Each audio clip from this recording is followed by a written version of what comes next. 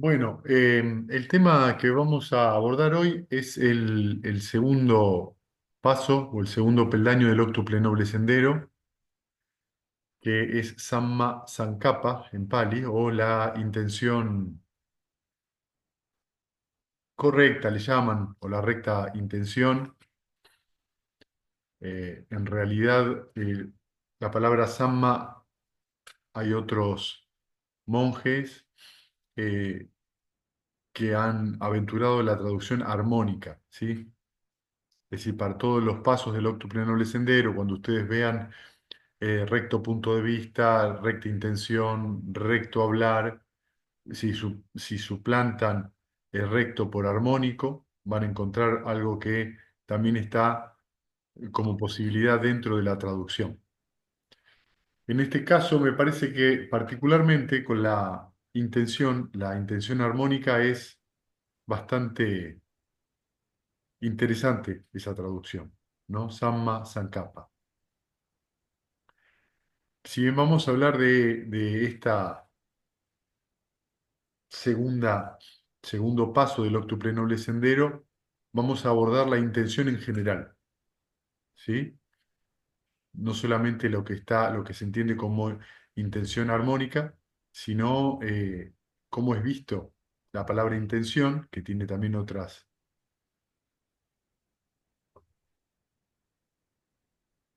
matices dentro del budismo. Otro de los aspectos importantes, intención, digamos que es uno de los factores de la mentalidad. Si nosotros tenemos mentalidad y materialidad, ¿no? Entonces la materialidad son los cuatro elementos o las cuatro formas de la materia: la forma sólida, la forma acuosa, ¿sí? Eh, la forma calórica y la forma gaseosa. Eso es lo que se considera la materialidad. La mentalidad está constituida de cinco factores: sensación, percepción, intención, contacto y atención, ¿sí? Esta intención eh, en Pali se le llama chetana, ¿sí? Chetana es la intención, pero no es lo mismo, ¿vieron? Vemos chetana y vemos que eso no es lo mismo que sama sankappa, son como dos cosas diferentes. Entonces es como que en el budismo tenemos dos maneras de verlo. Hay una intención que parecería ser algo propio de la mente, y sama sankappa es la intención armónica del octuple noble sendero. Es decir, ustedes se van a dar cuenta que en cada uno de los peldaños del octuple noble sendero está incluida la voluntad. O sea que el octuple noble sendero no sale de carambola.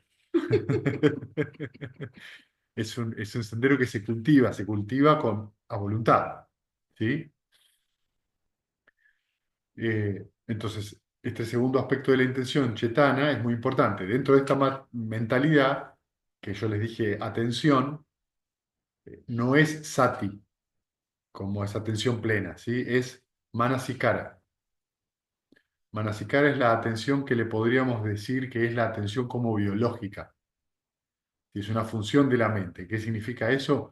Ustedes en este momento me están escuchando, escuchan mi voz, pero de repente hay un ruido en su casa y su mente, a través de la puerta del sentido, lo capta, escuchan algo. O ven una luz arriba de la computadora y su intención, su atención va momentáneamente ahí. Estas son funciones de la mentalidad, funciones de la mente, ¿sí?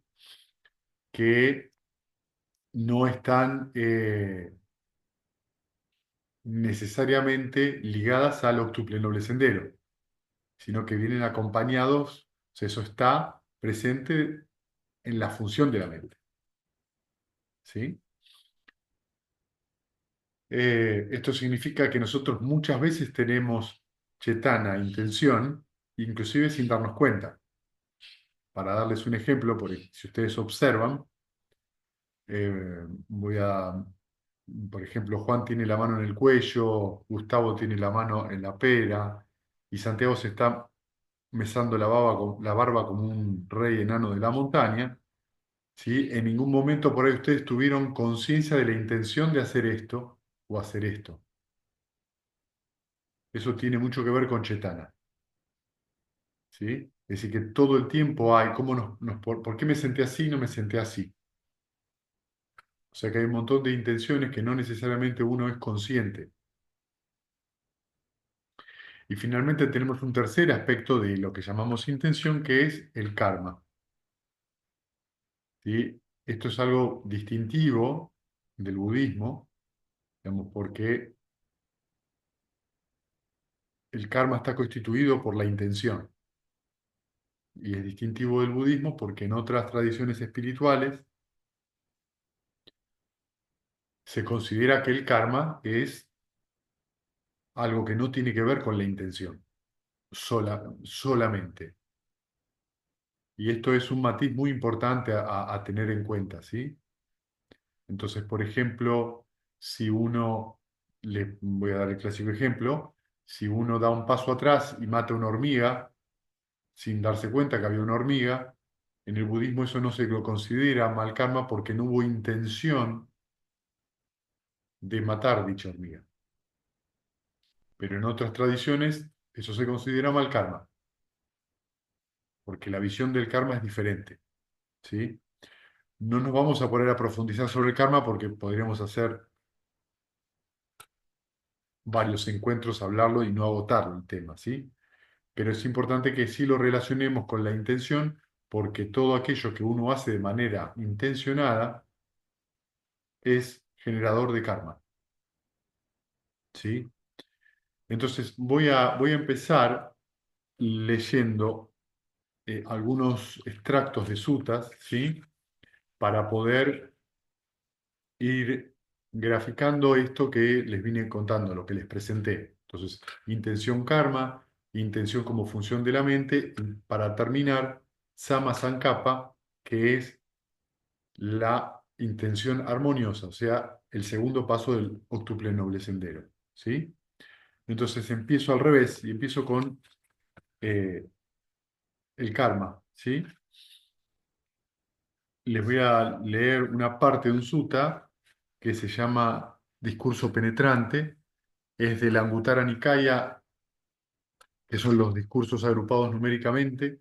El número 6, o sea, dentro de eso el libro 6, el discurso 63. ¿Sí? Eh, el Buda dice lo siguiente con respecto al karma, ¿no? Dice, habla de lo siguiente. La, la introducción del sutta dice, monjes, voy a enseñaros el discurso del Dhamma, que es un discurso penetrante. Escuchad y prestad atención que voy a hablar. Entonces, habla de que el karma debe ser habla de varias cosas antes, que es la sensualidad, sensaciones, percepciones, corrupciones mentales, y llega al karma. Cuando dice el karma, dice, repite la misma fórmula para cada uno de estos temas. El karma debe ser conocido. La causa por la cual el karma llega a operar debe ser conocido, la diversidad del karma debe ser conocido, los resultados del karma deben ser conocidos, el cese del karma debe ser conocido, el sendero que conduce al cese del karma debe ser conocido. ¿Sí? O sea que ya el título, como les decía, es bastante importante. Y dice eso. ¿Y cómo es? Y cómo el karma, la causa por el cual el karma llega a operar, la diversidad del karma, el resultado, el cese del karma y el sendero que conduce al cese del karma deben ser conocidos. Entonces dice, monjes, yo digo que la abolición es karma. Por haber querido, uno realiza el karma a través del cuerpo, el habla y la mente. Entonces uno tiene una intención. A través de esa intención es el karma. El Buda dice que la intención es el karma. Y divide el karma en tres formas distintas, ¿no? Dice que puede haber un karma corporal, un karma del habla y un karma de la mente. O sea que hay una intención mental, eso se puede traducir en hablar, una intención verbal y una intención física. ¿Sí? Aunque ustedes no lo crean, aunque ustedes no lo crean, el más importante de todos en realidad, al que apunta el Buda, es al karma mental. ¿sí? Vamos a graficar esto. Suponemos que uno tiene la intención, discutió con alguien, tiene ganas de esa persona matarla, lastimarla, ¿sí? Entonces tiene la intención en la mente. Uno reconoce esa intención malsana, la deja ir, se relaja, sonríe, vuelve el amor benevolente. Se generó la intención, se generó el karma, y eso tiene una consecuencia en ese mismo momento y también en el futuro, porque cuando se den las condiciones, ese karma va a volver a surgir, ¿sí? Y eso tiene una determinada fuerza, que es en realidad la fuerza motora, ¿sí? Tenemos que entender que eso es el gen motor. Supongamos que esa persona tiene la intención de lastimar a otro porque le dijo algo que no le gustó y lo insulta. Ya ahí tenemos. Está la intención mental y se tradujo eso en una acción verbal. Ese karma fue alimentado. Esa intención dañina fue alimentada. Y si a eso después le sumamos que además de tener esa intención, verbalmente insultar y después pegarle no sé, la cabeza con una sartén, la actuó ese karma y tiene consecuencias aún más fuertes. ¿Por qué digo fuertes? Porque eso fue alimentado. Ese proceso en el cual en un principio la intención mental no se ve, pero luego la expresión verbal y la expresión física sí se ven. Significa que hubo un proceso que llevó a la acción. Ese proceso que llevó a la acción tiene mucho que ver con el origen dependiente. ¿Sí? O sea que hay una sensación presente, hay avidez que surge, es decir, no me gusta lo que me dijo, hay una justificación de por qué no me gusta lo que me dijo, o sea, hay apego, a raíz de surge mi tendencia habitual y surge la acción. Y a raíz de la acción va a surgir, el nacimiento de la acción surge el sufrimiento. Cuando entonces yo actúo verbalmente a partir de una intención malsana, el karma que voy a cosechar eventualmente va a tener algunas características de eso. Va a tener características malas o malsanas. ¿Sí? Después el Buda dice, ¿y qué es la causa por el cual el karma llega a operar? Entonces dice algo muy interesante. Dice, el karma llega a operar porque hay el contacto. El contacto es la causa por el cual el karma llega a operar. Eso tiene que ver con el origen dependiente, ¿sí? Entonces, si el karma es intención, lo que hace surgir una intención es un contacto, ¿sí? Entonces, ese contacto, fíjense que es importante porque ¿con qué contactamos? En general con una sensación. Hasta que yo no contacto con una sensación, es decir, con el momento presente, la intención no va de hacer algo con eso no va a surgir. Entonces, la causa es el contacto. Fíjense que parece algo muy obvio, pero acá hay un interesante aspecto a observar. ¿Cuál es? Las 6 R's, el recto esfuerzo. Yo tengo contacto con un estado mental malsano. A partir de ese contacto surge una sensación desagradable. Si yo puedo observar esa sensación desagradable y abandonarla y llevar la mente hacia meta, ese estado mental no habrá sido alimentado. Las consecuencias kármicas van a ser mucho más suaves. Cuanto menos tiempo yo esté en contacto con algo, con un estado mental malsano, menos fuerte va a ser ese karma. Y lo mismo al revés. Si yo estoy en contacto con un estado sano, por ejemplo, un yana, y yo estoy largos tiempos practicando y entro en yana, como el yana es un estado mental muy sano, de mucho mérito, lo que se genera es mucho karma. Mucho karma no es la palabra, es una gran intensidad en ese karma. ¿Sí?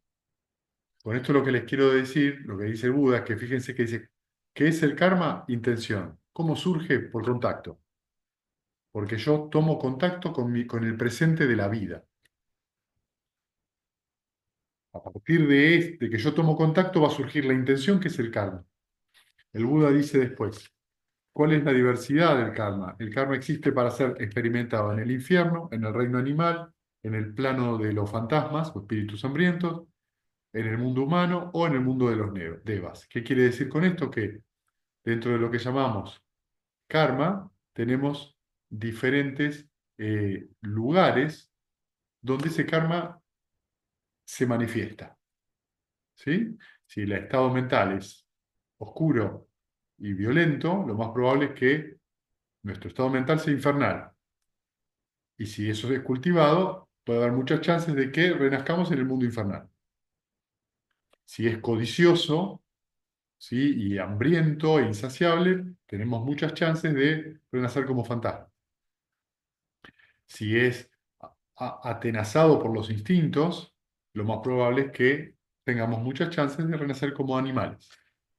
Si tenemos momentos de mucha generosidad, amabilidad, paciencia, pero también por momentos, muchos momentos de irritación, de impaciencia, hay grandes chances de renacer como humanos. Y si somos, por otro lado, nuestra intención suele ser generosa, paciente, amable, eh, con un juicio de discernimiento, tenemos muchas chances de que ese karma nos conduzca al mundo de los devas. ¿Sí? Entonces, lo que está diciendo el Buda es que están estas posibilidades. ¿Sí? Entonces, fíjense que la intención que nosotros tengamos va a ser lo que termine determinando el siguiente momento de nuestra vida. Digo, el siguiente o la siguiente vida o las subsiguientes vidas. ¿Por qué? Porque el karma no es matemático en el sentido de que no es que porque yo haga algo ahora algo malo, el siguiente instante va a ser malo. Pero sí, cuando se den las condiciones en algún momento, va a surgir algo negativo. O sea que el karma es un campo, ¿sí? Dentro de ese campo hay semillas. Las semillas son los estados mentales, que en el budismo se le llama conciencia. Lo que alimenta el nacimiento de una semilla sana o no sana, ¿sí? O sea, el alimento de ese campo es la avidez.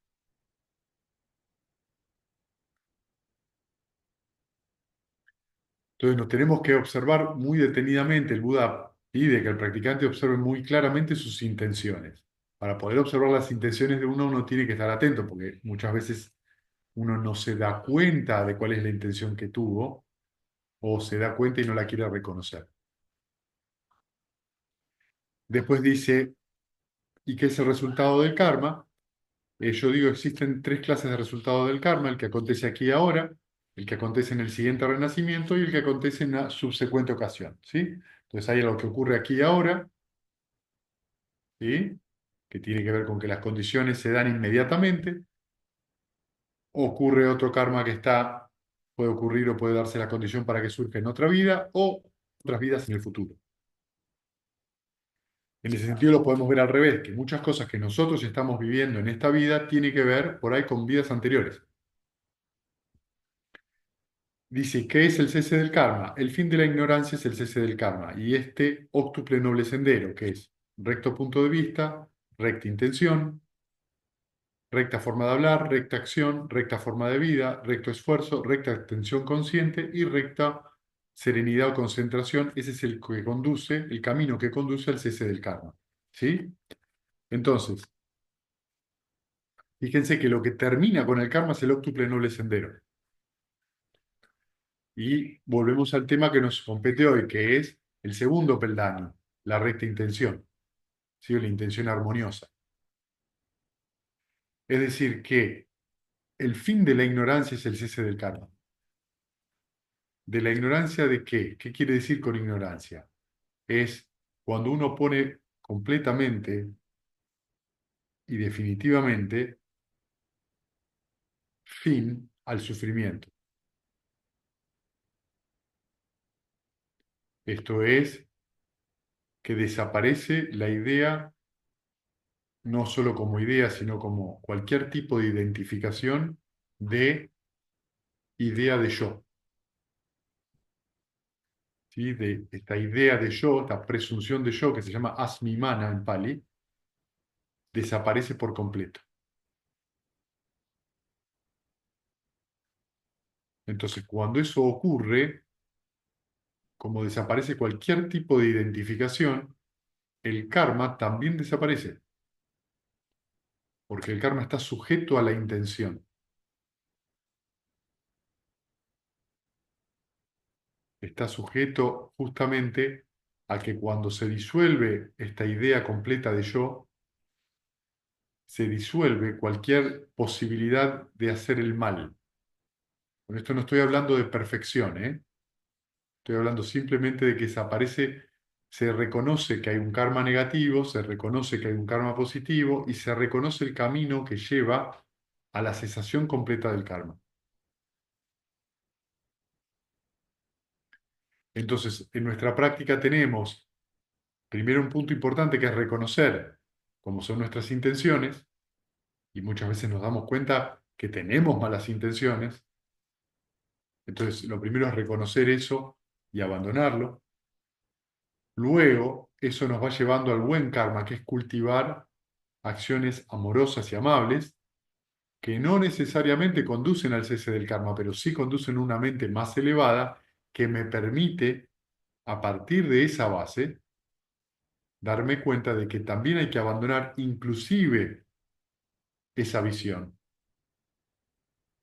Los yanas, por ejemplo, son estados mentales con mucho fruto, sin embargo, son condicionados y también están dentro de los grilletes que nos atan al samsara. Un arahant no está ni siquiera apegado a esos estados tan sublimes y tan estables. O sea que hay que trascender inclusive eso. Bien, lo siguiente entonces que les voy a leer tiene que ver con la intención, ya no en este caso con el karma, ¿sí? Entonces el que les voy a leer también es de los discursos agrupados numéricamente, es del libro 4 el Sutta 171, ¿sí? Es un sutta bastante complejo que tiene dos partes. Solamente me voy a dedicar a la primera porque la segunda parte se va para otro lado que no vendría, no tiene que ver con el tema de hoy, que dice así: monjes, cuando hay cuerpo, por la volición corporal surge internamente el placer y la pena. Cuando hay habla, por la volición verbal surgen internamente el placer y la pena. Cuando hay mente, por la volición mental surgen internamente el placer y la pena, con la ignorancia en sí mismo como condición. ¿Sí? Entonces ven que en este sutta el Buda dice que por la intención corporal, verbal o mental, con la ignorancia como condición, surgen internamente esta intención mental y el placer y la pena. O sea que estamos como seres humanos encadenados a esta dualidad. Lo doloroso lo evito, lo placentero lo busco.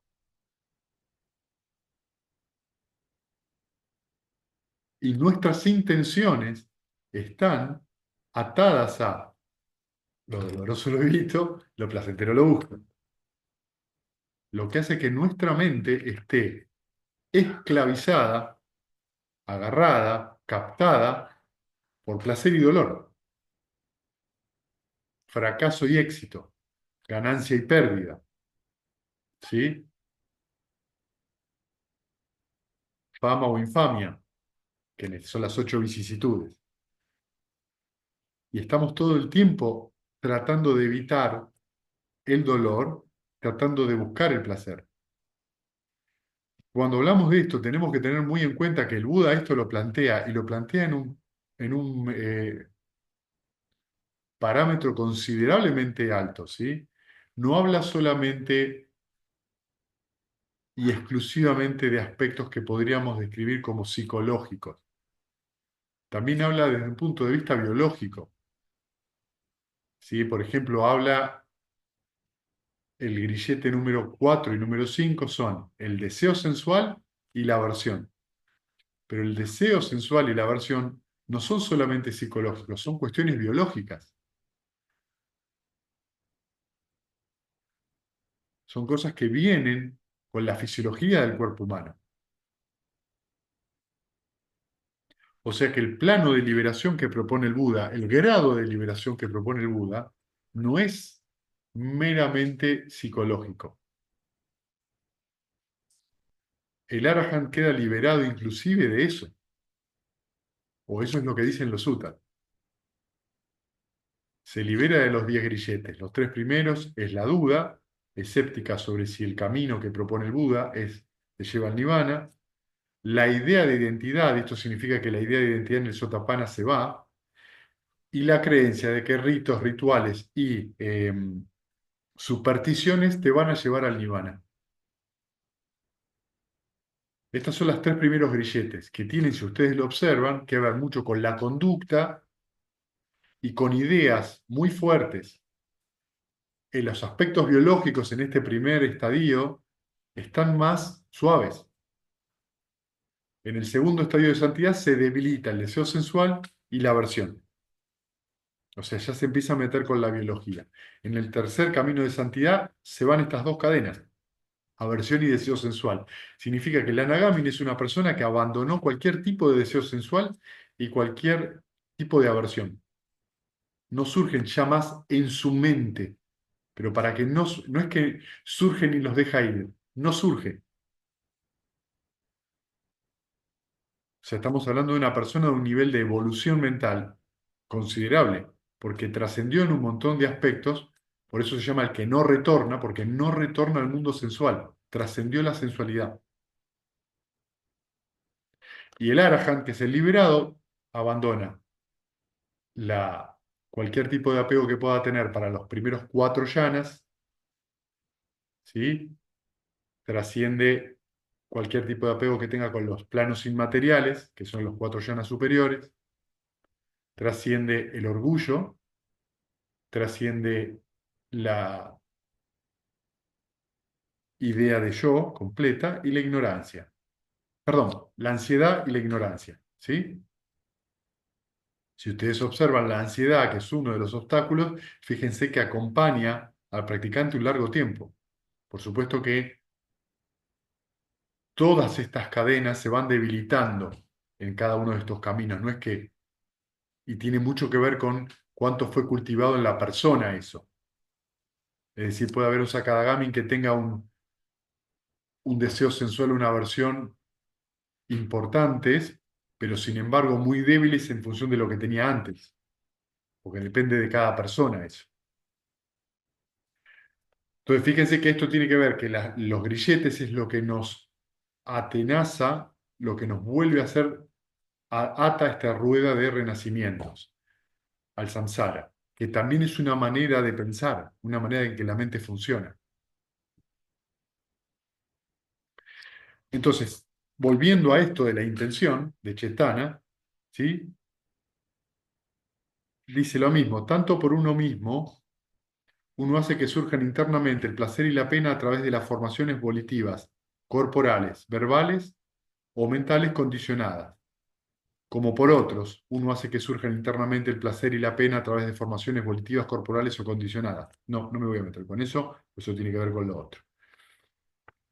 Lo que es interesante de esto, que es el primer párrafo, es que la ignorancia está contenida en estos estados. Es decir, debido a que nosotros tenemos un grado determinado de ignorancia, es decir, de que nos olvidamos de las cuatro nobles verdades, o para poner la palabra ignorancia en otro plano, sino la presunción de un yo, como tenemos esa presunción de un yo, es que buscamos placer-dolor.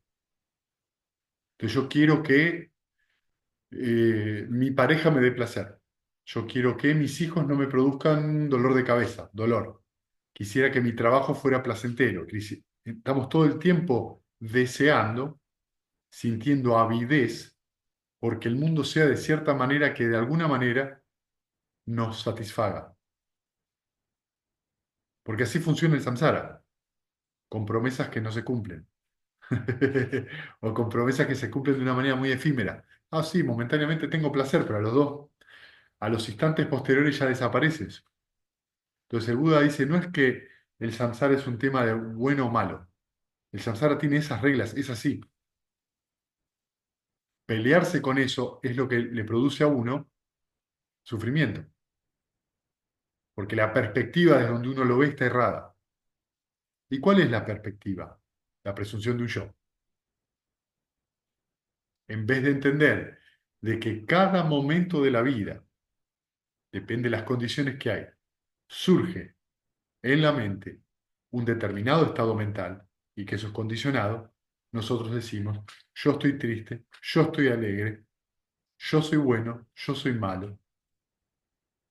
La persona de enfrente es talentosa, la persona que está a mi derecha no es talentosa, y empezamos a construir identidades por todos lados. Esa construcción de identidades por todos lados nos hace ver una ilusión que no existe. Es una construcción que hace la conciencia humana para poder conceptualizar la realidad, pero eso no es la realidad. La realidad es impermanente, es cambiante todo el tiempo. La realidad es dukkha, es sufrimiento. ¿Por qué? Porque es cambiante. Y todo lo que cambia, inevitablemente, trae estrés. Y la realidad es impersonal. Surge momento a momento por diversas condiciones. Cuando nosotros perdemos estos tres parámetros, estamos viendo la realidad como un concepto. ¿Qué es ese concepto? Lo que nosotros construimos. Y el concepto no se construye solo hacia afuera, sino hacia adentro también. No es solamente que tal persona es buena o mala, sino que yo soy bueno, yo soy malo. O sea que cuando hablamos de realidad, no estamos hablando del exterior. La idea de yo es también una ilusión, es también un velo que se interpone. Por eso, para ver la realidad tal cual es necesario el camino del medio. No es ni placer ni dolor. Para poder ver esa dualidad, necesito una mente ecuánime, una mente muy balanceada y muy estable, para poder ver las condiciones en las cuales se producen estos efectos de placer y dolor, que no son la realidad en sí misma, sino reacciones en la mente.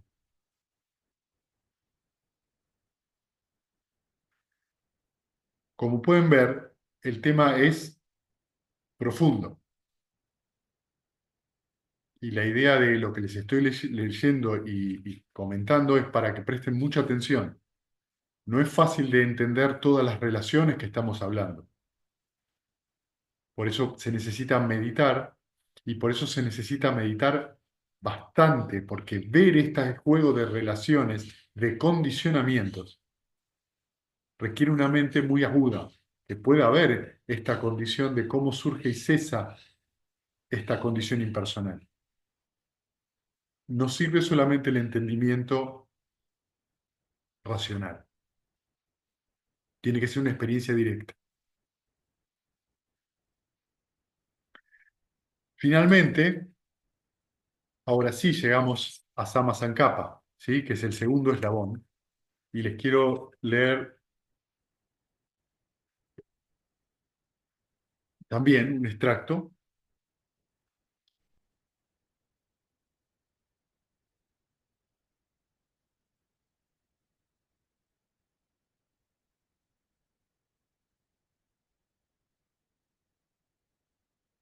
Eh,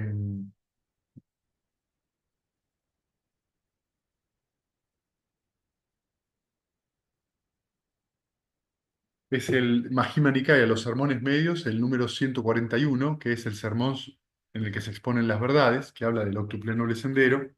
¿Sí? Esto es eh, uno de los suttas que utilizo para comentar en el libro, ¿sí? Que salió en inglés, ya llega en castellano, tengan paciencia. eh, Utilizo este sutta para exponer las cuatro nobles verdades. Entonces, el sutta, en este caso, el Buda expone las cuatro nobles verdades, ¿sí? Y luego se explaya en el octuple noble sendero.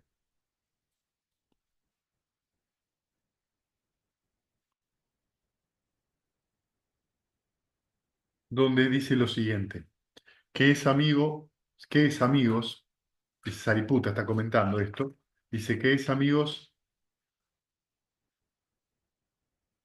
la recta intención, ¿sí? Sama Sankappa. La recta intención de la renunciación, la recta intención libre de malevolencia, la recta intención libre de crueldad. A esto, amigos, se le llama la recta intención. Simple, ¿vieron? Entonces, la recta intención es tener la intención de renunciar, tener la intención de estar libre de malevolencia y la intención libre de crueldad. ¿Qué sería la intención de la renunciación? ¿Sí? Muy interesante esto, porque la palabra acá renunciación tiene un montón de matices. Podemos ver, hablar de alguno de estos matices. Entonces, Sama Sankappa tiene la renunciación como una de sus bases. Renunciación de los placeres sensuales. Esto es muy importante que nos demos cuenta. Cuanto más apegado esté yo a los placeres sensuales, no estoy realizando Sama Sankappa, porque me ato a alimentar algo que inevitablemente me va a traer sufrimiento. ¿Sí? La renunciación ¿a qué? Al apego que tengo a la propia opinión. Esto es otra cosa también muy fuerte en el ser humano. Cuando digo propia opinión, siempre es eh, controversial. ¿Sí? ¿Qué se quiere decir con propia opinión? En la mente va a surgir una opinión con respecto a casi todo. Aunque no tenga idea al respecto, va a surgir una opinión. Es esta compulsión de que la mente vive fabricando opiniones aún sin tener ninguna base, lo que uno tiene que observar. Y en el budismo esto es muy práctico. No se trata de filosofar sobre la vida, sino de que la opinión tiene que estar fundada en algo muy concreto que tiene que ver con la amabilidad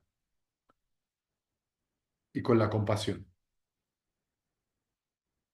Entonces, yo puedo tener una idea de cómo arreglar una puerta, otro tiene también otra idea de cómo arreglar una puerta, y yo me pongo a discutir por cómo se arregla la puerta y la puerta sigue rota, esto es no renunciar a la propia opinión,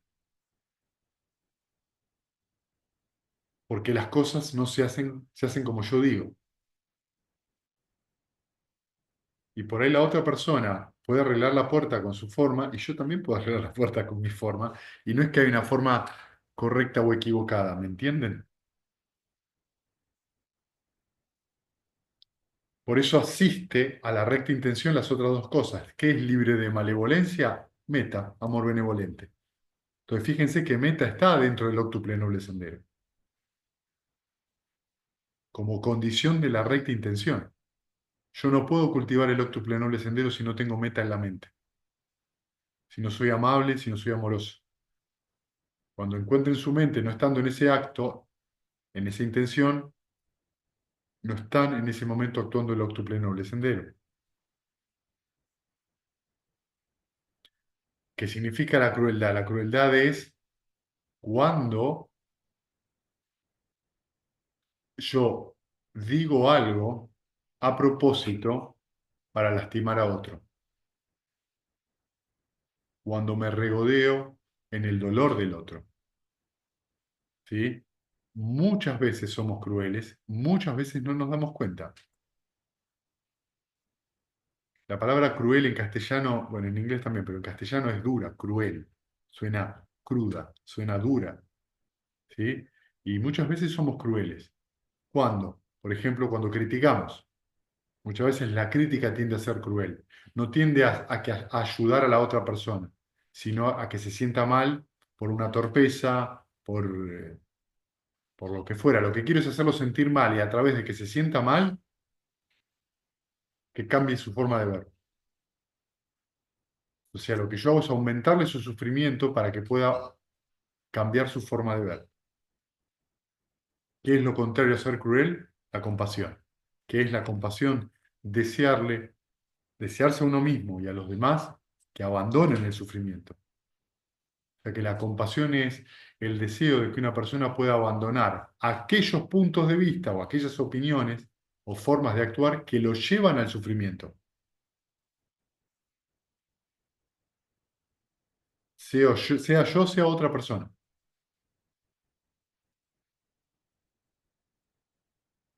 Porque nosotros sufrimos no por buenos o por malos, sino por las decisiones que hemos tomado. Esto es lo que nosotros tenemos que ver. Y las decisiones que hemos tomado están basadas en intenciones que fueron tomadas en el pasado. Esas intenciones traen resultados, sanos o no sanos. Ven entonces cómo se relaciona la intención cruda, el karma, con el sama sankapa, la recta intención, la renunciación, que es renunciar a la obsesión con los placeres sensuales, la renuncia a la opinión que no conduce a nada, que solamente fija esta idea de yo. Y la otro aspecto de la renunciación es la generosidad. Si yo no soy generoso, no estoy renunciando. Solamente cuando yo soy generoso estoy renunciando ¿a qué? A la codicia. O sea, no hablo de la plata acá únicamente, ¿sí? Estoy hablando de cuando uno le da tiempo a un amigo para escucharlo, cuando le da un abrazo, cuando ayuda a una persona que no puede hacer cualquier trabajo. Todo eso es renunciación. ¿A qué estás renunciando? Y yo podría estar en mi casa mirando la tele. O sea que la renunciación tiene un montón de lugares para ser practicada. Y uno no necesita ser un monje para eso. ¿Entiende? Porque la palabra renunciación suena muy monacal. No, como laico no puede practicar eso. Y mucho lo puede practicar. Y encontrar grandes momentos de expansión, libertad, bienestar, liviandad mental, practicando eso. Nosotros creemos que el placer es el objetivo de la vida. Y es eso lo que nosotros tenemos que aprender a renunciar. El placer no es el objetivo de la vida. El placer es solamente una faceta de la vida. Si creemos que el dolor es la vida, también tenemos el mismo error. Dolor y placer son las dos facetas de la vida, pero son facetas. El Buda nos dice hay que trascender eso y para trascender la recta intención es un elemento importante. Tengo que renunciar a esta idea de que solo estoy para el placer, de que solo estoy para el dolor. Tengo que ser amable y amoroso. Tengo que actuar de esa manera, con la mente imbuida de amor benevolente e imbuida de compasión. Y finalmente, les voy a leer otro, también es un extracto, que es el número 117 del Majjhima Nikaya, que se llama el Sermón sobre los 40 grandes factores, que dice lo siguiente, ¿no?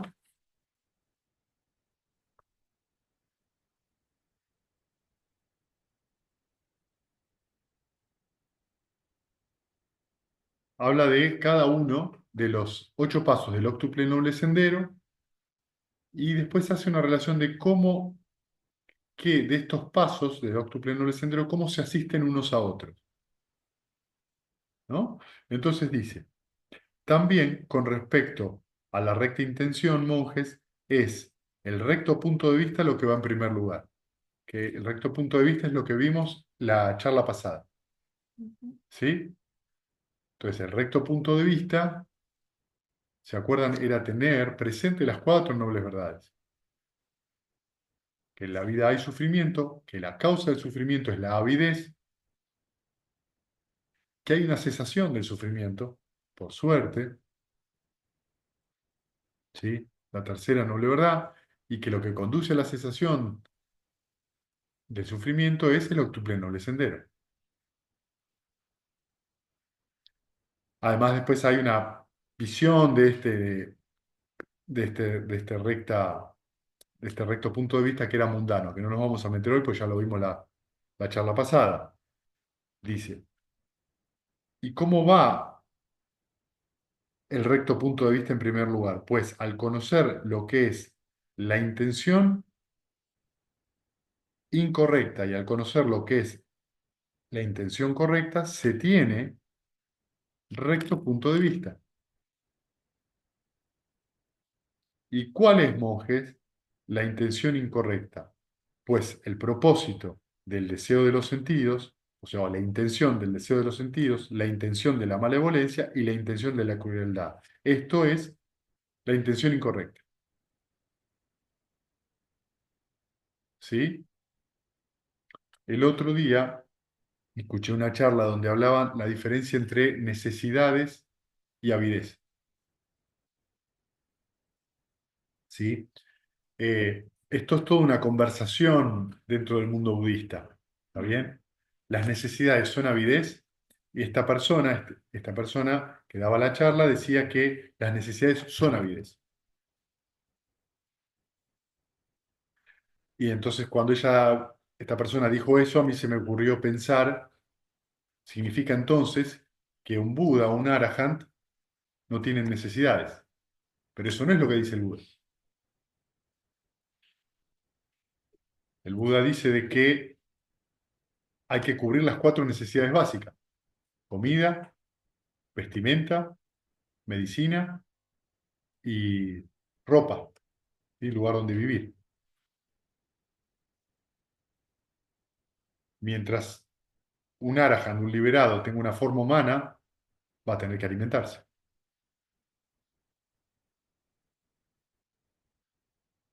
Ahí hay como una letra fina, ¿no? Porque también está después la otra parte donde dice, ah, bueno, yo tengo hambre, voy a comer. Claro, y cuando uno hace eso, de lo que no se da cuenta es del deseo que tiene por comer, la avidez por comer. ¿Se puede comer sin avidez? Se puede, comprendiendo que la comida es para alimentar el cuerpo y nada más. Pero la mente suele quedar enamorada. Ay, qué rica esta comida. Y no significa que uno no pueda experimentar placer comiendo. Pero ¿qué hace después la mente? Che, volvemos a pedir tal cosa que fue tan rica. Y ahí aparece el deseo de los sentidos. Cuanto más alimento yo eso, ¿sí? Cuanto más alimento yo eso, más estoy atrapado en esa telaraña. Con cualquiera de los sentidos. La comida, una canción, ¿sí? El deseo sexual, cualquiera de esos aspectos. Y después dice, ¿y cuál es la recta intención? Entonces el Buda acá lo divide. ¿Sí? Hay una recta intención que tiene corrupciones, que tiene cierto mérito, pero que desemboca en renacimientos futuros, y otro que no, que es noble. Entonces el primero es el que tiene mérito, pero que todavía permite los renacimientos. Dice, es el propósito de la renunciación, el propósito libre de malevolencia y el propósito libre de crueldad. Esto es la intención con corrupciones. ¿Y cuál es la recta intención sin corrupciones? Transmundana, factor de sendero. Pues es el de la mente de los nobles, el de la mente sin corrupciones, el propio del sendero noble, de aquel que lo cultiva. Es su razonar, la aplicación de su pensar, su determinación, la orientación, fijación y asentamiento de su mente y la formación de su palabra.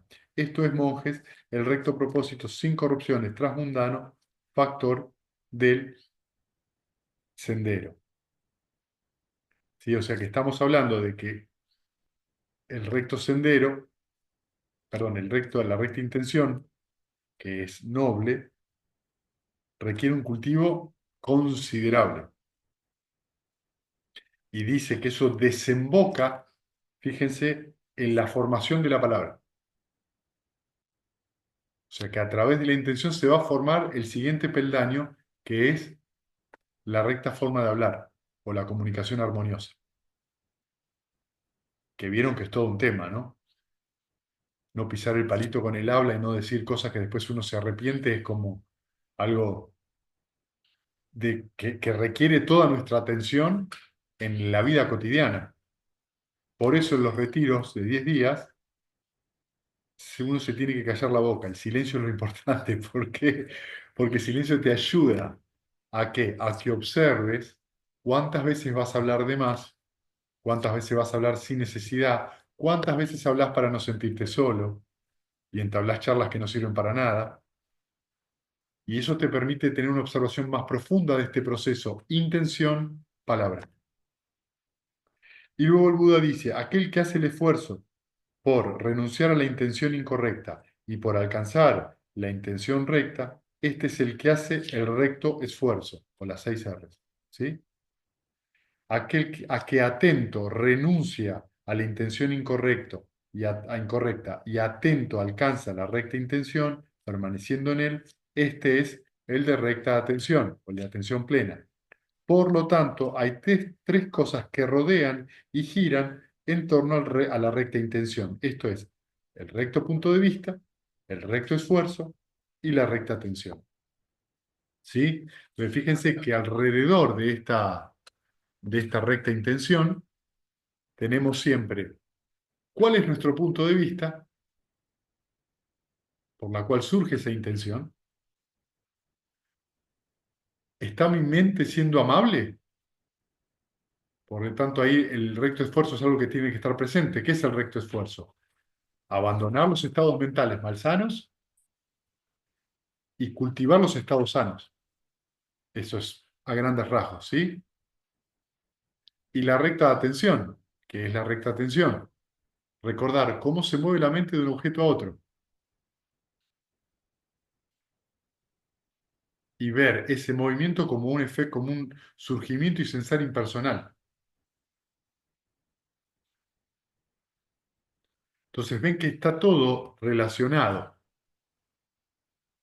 Ven que hay una relación condicionada dentro del octuple noble sendero.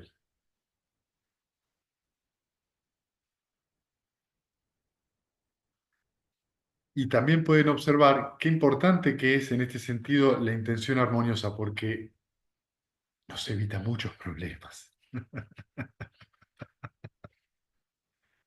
¿Sí? Tener la intención entonces correcta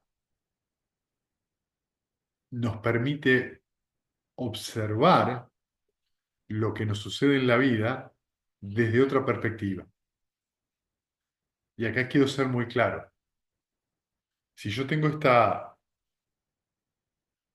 intención armónica de renunciar al placer sensual, de ser amoroso, de ser compasivo, no significa que si yo estoy en una relación con una persona, cuando digo relación estoy diciendo cualquier tipo de relación, mi hijo, mi padre, mi madre, mis hermanos, mi pareja, no importa qué relación, si yo soy así de amoroso y bondadoso, esas personas me van a responder igual. No, es justamente a través de ese cultivo continuo que puedo ver que las reacciones malsanas de otras personas están atadas a su estado mental y yo no tengo por qué hacer eco de eso.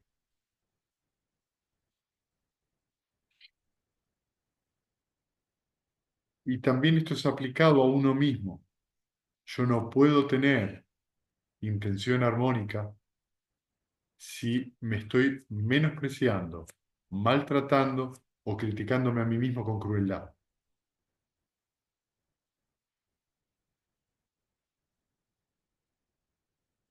Pero también es importante que ustedes lo tengan presente para no engañarse, ¿sí? Porque si no estamos jugando a ser buenitos. Y el Buda no habla nada de ser buenitos o malitos. Está hablando de una indagación muy profunda de cuáles son nuestros hábitos mentales,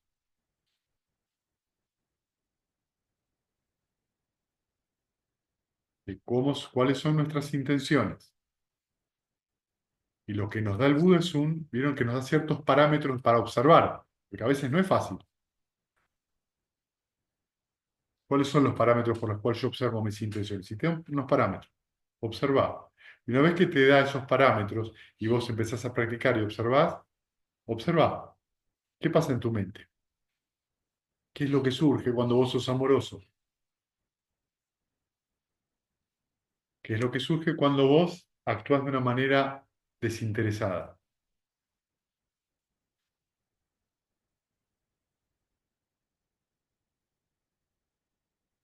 ¿Qué es lo que pasa en tu mente? ¿Estamos? Porque si no, si yo actúo de una manera desinteresada y la persona me muerde la mano, después de todo lo que le di de manera desinteresada, en ese momento ya hay un interés. Estoy siendo amable para que la persona sea amable. No, no es por ahí.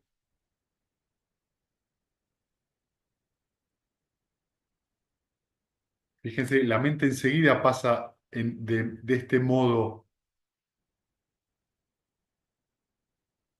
armonioso al modo negociar en un santiamén. Enseguida anda buscando el quid pro quo. Y lo que tenemos que darnos cuenta es que esa negociación en la mente como tal no existe. La inventamos nosotros. Pero en ese momento ya hay avidez. ¿Nos demos cuenta o no? Cuando la mente entra en modo negociación, ya hay avidez. Y si hay avidez, hay sufrimiento. Ya están las condiciones.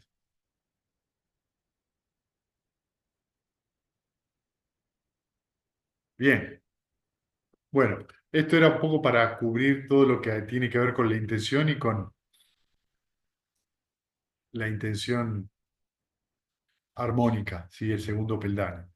¿Sí? Esto nos va a llevar al siguiente paso, que es la recta palabra o la comunicación armónica. ¿Sí? Depende de cuáles son mis intenciones, de esa manera yo me voy a expresar, que puede ser un tópico largo, largo. De hecho, hicimos un retiro en febrero que hablaba sobre la recta palabra, ¿sí? Cómo hablamos, cómo nos comunicamos. Bueno, bien, mientras piensan si tienen preguntas, voy pasando los anuncios, ¿sí? Eh, bueno, como todos saben, salió el libro en inglés, está en Amazon, eh, en su formato ebook y físico. Creemos que ahora en estas semanas que siguen sale también la versión en Amazon en castellano, en ebook y en físico, y también suponemos que ya los vamos a tener acá eh, en Argentina para poder donar a todos los practicantes de manera gratuita. Vamos a hacer un Dana especial para eso, ¿sí? Para poder imprimirlo. Y también les quiero contar que en 15 días, el 16, 17 y 18 de mayo, tenemos el retiro de 3 días acá en Boedo, que tiene esta forma que el primer día es virtual, que empezamos con una charla y sábado y domingo es presencial, volviendo el sábado cada uno a sus casas y el domingo se vuelve para la práctica. ¿Sí? Bueno, ahora sí, preguntas que tengan.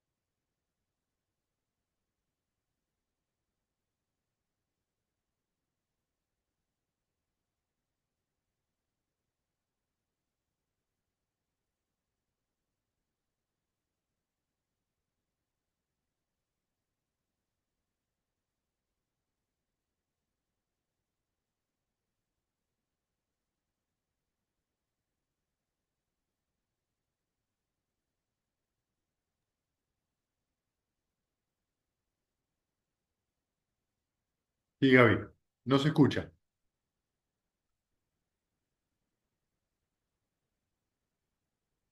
no se oye. Lo que podés hacer si querés, escribile a la pregunta en el...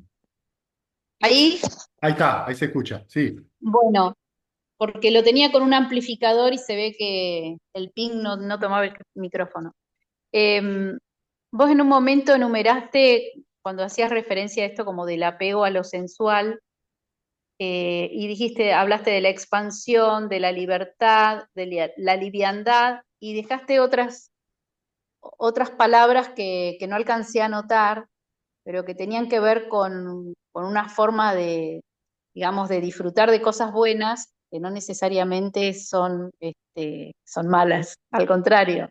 Por ahí estoy hablando con términos muy simples como bueno y malo, pero si pudieras repetir eh, como esas seguidillas de sensaciones, de potencialidades, ¿no? Como hablaste de Mirá, eh, expansión, libertad y liviandad, alcancé a notar. claro, porque cuando uno deja de estar eh, apegado, lo que nosotros no nos damos cuenta en general es el lado oscuro de la avidez o del deseo obsesivo, no nos damos cuenta de eso.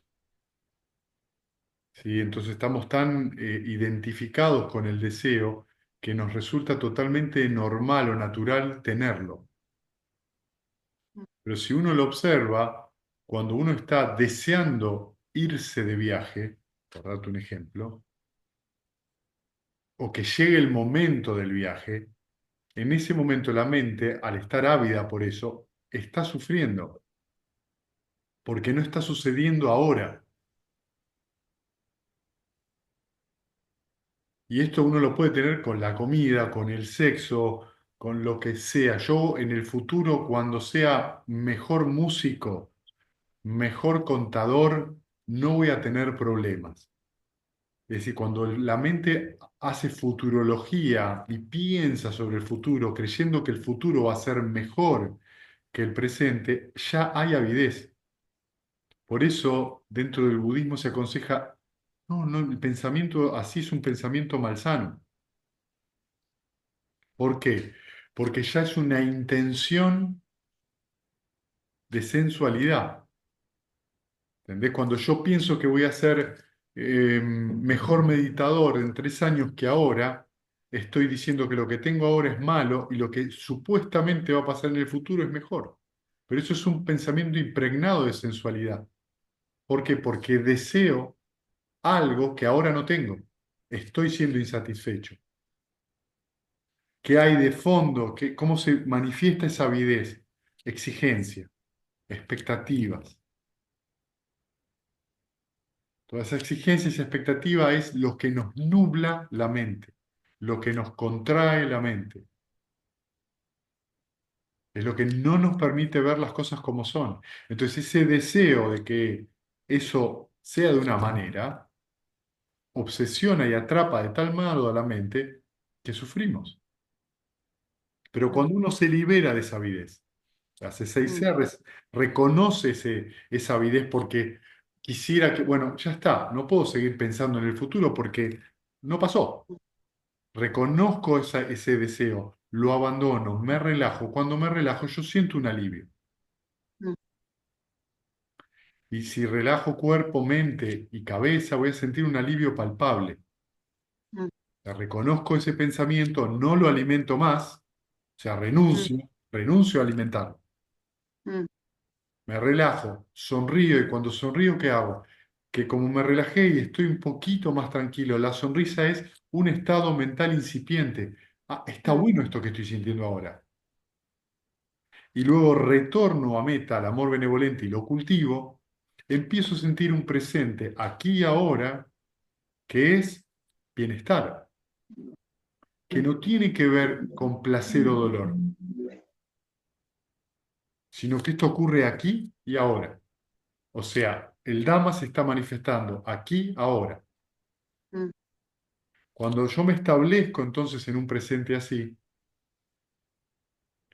y yo cultivo ese presente, y esto requiere una enorme atención de parte del practicante, y estoy meditando, vas a experimentar los yanas. Los yanas son moradas placenteras para disfrutar aquí y ahora. mm, ¿Qué significa eso? Que cuando vos estás en llana, estás bien donde estás. ¿Es el fin del camino? No, para nada. No es el fin del camino. Pero no, te muestra que vos podés tener una mente contenta sin necesidad de ningún placer sensual, mm, que no depende del exterior. O sea que es mm, posible que la mente tenga esa contención sin depender del exterior. mm, Por eso el yana tiene un aspecto pedagógico invaluable, porque mm, le hace ver, le enseña a la persona, mirá lo que puede lograr la mente cuando se cultiva. mm, Puede lograr ese estado supramundano, que no es de ninguna manera sensorial, y no depende de nada, ni que te dieron, ni que te regalaron, ni que te prometieron, sino que aquí y ahora tu mente tiene esa capacidad y la estás realizando aquí y ahora. mm, Entonces el yana viene a auxiliarte para mostrarte, mirá que se puede, ¿eh? Mirá que lo podés hacer, que requiere práctica sin duda. Y entonces esto te empieza a enseñar algo paulatino, que añorar, desear el nirvana puede llegar a ser tan nocivo como añorar o desear cualquier otra cosa. ujú, Está claro que la práctica del Buda tiene como objetivo eso. Está claro que requiere que el practicante haga un esfuerzo considerable, porque, ¿vieron lo que hablamos hoy? mm, De la intención es un montón. ¿Un montón en qué sentido? Que el practicante tiene que prestar atención a todo lo que hace todo el día, inclusive cuando duerme, no cuando medita. Cuando medita desde ya, pero cuando sale de la meditación y está agarrado del caño del colectivo, del caño del subte, también tiene que estar prestando atención, que la mente no se ande divagando. Y cuando va al baño, lo mismo, y cuando se va a dormir, lo mismo, y cuando come, lo mismo, porque siempre está viendo formaciones mentales. Cuando vos te liberás entonces de esa avidez, ¿qué sentís? Espacio en la mente. ¿Qué sentís? Libertad. ¿Qué significa? ¿Libertad de qué? De estar atado a ese deseo que te anda carcomiendo. No porque yo mm, quiero esto, no porque yo quiero... No te estás dando cuenta que te está comiendo la vida.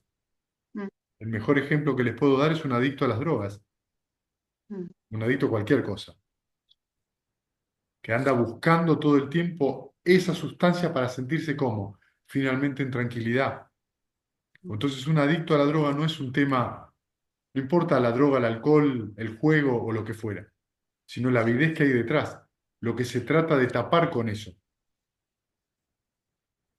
Entonces, cuando uno empieza a reconocer esa avidez y la empieza a dejar ir, la adicción se va sola. Entonces, la libertad siempre tiene una connotación negativa. ¿Qué quiero decir con esto? Me libero de algo. La libertad no es hacer lo que yo quiero. mm, Hacer lo que yo quiero es de lo que uno se tiene que liberar. ¿Entienden la diferencia? Es re importante eso, porque me libero del quiero y del no quiero obsesivo. mm, Cuando vos te liberás de ese quiero y no quiero y está todo bien, no tenés problema. Entonces, la libertad es liberarse de algo. ¿De qué? Yo estoy en un lugar y al liberarme me libero de algo que me aprisionaba, de algo que me agarraba. Entonces siento espacio en la mente, siento libertad, la siento la mente mucho más elevada y liviana. ¿Y ujú, qué termina trayendo todo esto? ¿O es algo concomitante a todo esto? Perspectiva. mm, Empiezo a ver la vida en perspectiva. ¿Qué significa eso? Que puedo empezar a ver esto que les mencioné antes. Impermanencia, sufrimiento, impersonalidad. Puedo empezar a ver que cada hecho en la vida tiene estas características y que cuando yo voy contra estas características, cuando yo quiero que lo impermanente sea permanente, sufro.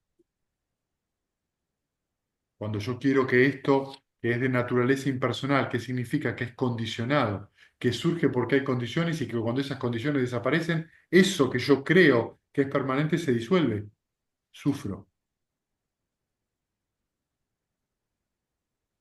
Es el eterno ejemplo de cualquier persona que ha cometido actos atroces en la vida cualquier general militar que ha llevado adelante campañas que incluyó la matanza de miles de seres, pero era amable con los perros. ¿Qué significa eso? Que en el momento que esa persona tomaba contacto con los perros, lo que le surgía era amor. En ese momento no estaba siendo cruel. Después vos le ponías un humano delante y lo quería matar. Bueno, esa persona tiene que vivir entre los perros, entonces. ¿Entienden a lo que voy? Eso es lo que ocurre, esas son lo que se dice las dicotomías de un ser humano. No, no es que hay dicotomías, es que hay condiciones en la mente que hacen que un humano actúe de una manera o de la otra. ¿Una persona es un asesino? No, una persona cometió un asesinato. No asesina todo el tiempo. Asesinó en un momento, en un estado de furia ciega. Luego, esa persona es un asesino. Y este tipo de juicios, tómelo no tan extremo, el juicio lo que no nos deja ver es la condición que hace surgir ese estado mental malsano. Pero si yo puedo ver la condición en la cual surge y al observarlo lo puedo abandonar, no surge el asesinato. Porque para eso necesito un estado mental bastante malsano.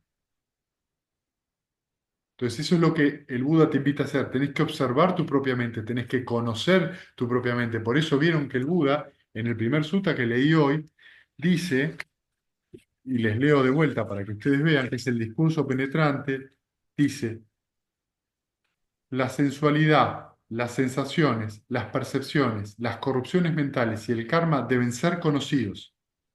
O sea, el practicante tiene que conocerlas, tiene que conocer las causas por las cuales llega a operar, tiene que conocer la diversidad de estas características y tiene que conocer los resultados de eso y tiene que conocer cómo es el cese de eso y el sendero que conduce al cese de estos aspectos: sensualidad, sensación, percepción, corrupción mental y karma. O sea que el Buda lo que dice es, no juzgues, primero tenés que observar cómo surge, qué es, cómo surge, cómo opera, cuál es la posibilidad de diversidad que tiene ese aspecto y cómo cesa y qué te lleva a esa cesación. Entonces ven que siempre el Buda dice, tiene que ser acción. Nosotros tenemos que poner nuestra observación como un plano de acción, no como filosofía.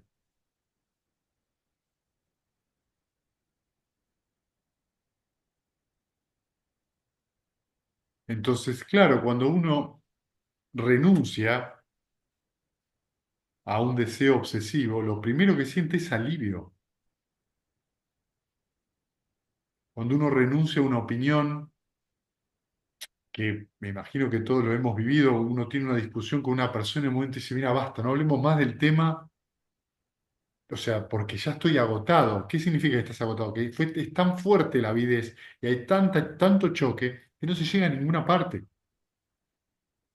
Y si uno de los dos puede renunciar a la propia opinión, pero ¿qué pasa? Y si yo renuncio a mi opinión, soy un títere. Y no me estoy dando cuenta que estoy siendo un títere de mi propia opinión, de mis propias emociones.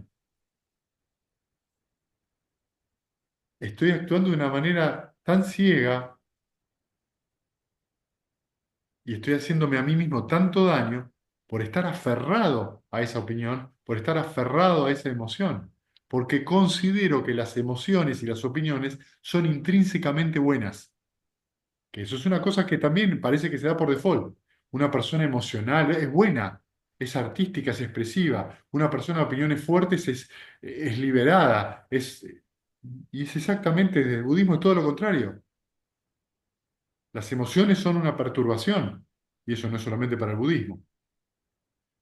Que son parte de la vida mental, ni hablar. Pero otra cosa es considerarlas un tesoro. Otra cosa es considerarlas que yo soy esas emociones.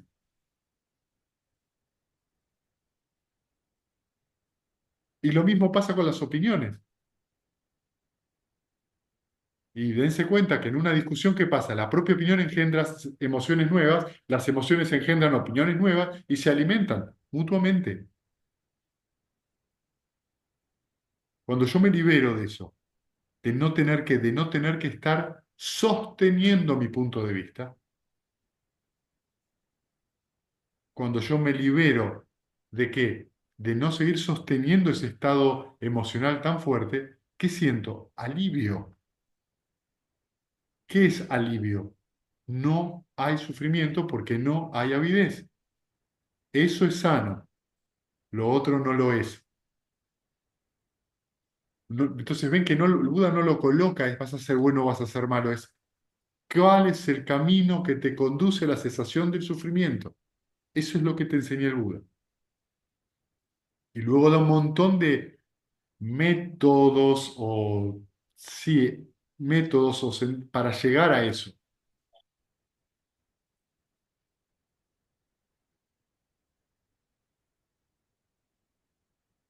Entonces, cuando uno renuncia a esa opinión, cuando uno renuncia a esa emoción, cuando uno hace las 6 R, siente que alivio, apertura, espacio, amor, tranquilidad,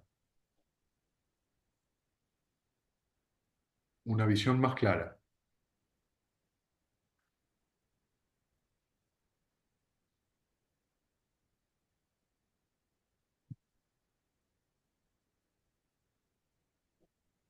Gracias. ¿Alguna pregunta más?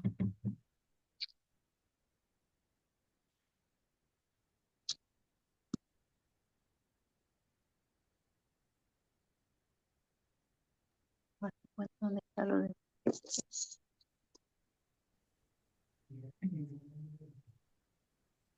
Lo que pensaba es que es bastante, no sé si difícil, hacerle 6 Rs a un deseo obsesivo, porque el deseo obsesivo es como si requiriera de inmediatez, de, de una... es todo muy rápido y como que justamente esa obsesión eh, requiere de una inmediatez que como que es muy distinto al tiempo de las 6 Rs, como, es como se da un encadenamiento eh, como muy rápido. Y a mí muchas veces me No, pasa que no llego a hacerle las 6 Rs porque no, ya no, me no, comió no, lo... no es verdad eso. Mm, mm.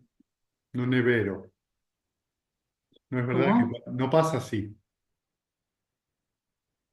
no pasa así. Cuando uno tiene un deseo obsesivo, lo que sucede que es una emoción con considerable alimento. Entonces lo que vos sentís es mucha intensidad. Entonces cuando vos reconoces la intensidad del deseo, a veces no podés ni hacerle 6 R porque la mente está tan identificada que no hay posibilidad de hacer 6 R. Pero ya está, fue muy alimentado. Es muy difícil hacerle 6 R a eso. Pero cuando vos reconoces ese estado emocional y lo dejás de alimentar y te relajás, vos vas a sentir que la intensidad desciende un poco.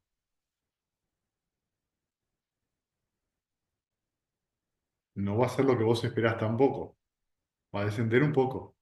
Y vos volvés a meta, vos vas a ver que al volver a meta te van a quedar ecos en el cuerpo de toda esa emoción. Por ahí te queda todavía la cabeza dura o ciertas partes del cuerpo, pero tu intención es amorosa, volver a meta. Pero ahí vos ya tenés una intención y estás un segundo y vuelve otra vez. Estuviste un segundo con meta y ya el siguiente segundo volvió otra vez. Tenés que volver a hacer 6 Rs. Y entonces, de a poco, si sos paciente y constante, vas a ver que en algún momento son 3 segundos o 4 que estás con meta antes de que vuelva eso.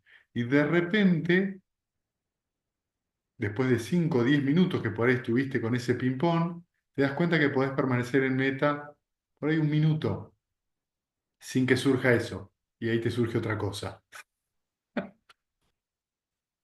que no tiene nada que ver con eso. Sí, lo que yo veo es que me ha pasado en retiros, por ejemplo, de poder ser testigo de eso que estás diciendo vos. Sí. Me ha pasado, pero en lo que me cuesta es en la vida cotidiana. O sea, me ha pasado en retiros y me ha pasado en Mira, cuando vos meditaciones. decís la palabra me cuesta, ya estás con avidez en la mente, porque vos presuponés que Mm, debería ser de otra manera. mm, Vos no estás tomando la distracción como la condición de la mente. Me cuesta, ¿sabés lo que dice de fondo? No debería costarme. Sí, sí. Y es re fuerte eso. A mí no me debería costar. El orgullo es tan grande que cada vez que me vienen y me dicen, a mí me cuesta, yo me río. ¿Hace cuánto que meditas? 2 años. Bueno, yo hace 25. ¿Qué sé yo? Estás en pañales para mí. Relájate. Tenés que seguir trabajando. Pero me cuesta implica que mi nivel como meditador debería ser que no surjan los obstáculos o que se vayan cuando yo quiero. Lo que te muestra eso es, nuevamente, mira qué ávida que es la mente. Mira cómo enseguida pretende que las cosas sean de cierta manera. Y las distracciones son nada más que las condiciones momentáneas. Las tenés que reconocer e ir. ¿Querés desembarazarte rápido de eso? Y fácil. Solo reconocelo, relajate y volvé a meta, incansablemente. Y vas a ver que ese es el camino más corto. En cuanto yo empiezo a tener pretensiones de que eso no esté o de que no debería pasar, acaba de meter el surtidor. mm, Entonces, fíjate en realidad que lo que está de fondo es la presunción de un yo. ¿Ves? Me cuesta es la presunción de un yo. ¿Cómo que te cuesta? ¿Qué quiere decir? ¿Que tenés que hacerlo muchas veces? Eso no es que te cuesta, que lo tenés que hacer muchas veces. Me cuesta es una opinión. Es tu Ujú. opinión. Vos me lo decís a mí, yo no veo que te cueste. Veo que lo haces 10 veces y otro lo hace 40 y otro lo hace 1.000.000 y otro lo hace 2. No importa. Entonces no es que te cuesta, simplemente tiene esa característica. ¿Por qué ponerle me cuesta o me resulta fácil? Fácil o me cuesta no tiene nada que ver con lo que estamos hablando en relación al camino de la liberación del sufrimiento, ¿eh?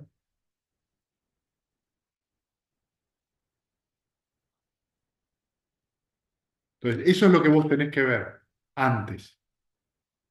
¿En qué lugar me paré yo? En el lugar de que a mí, de que yo, de que mi opinión, y bueno, ahí te das cuenta, y de todo eso es identidad. Te estás identificando con todo eso, por eso después a esa persona le cuesta.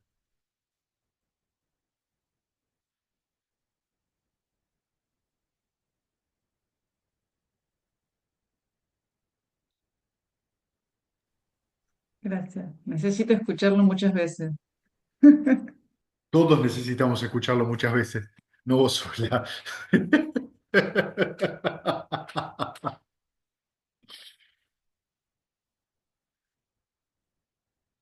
Bien, ¿alguna pregunta más?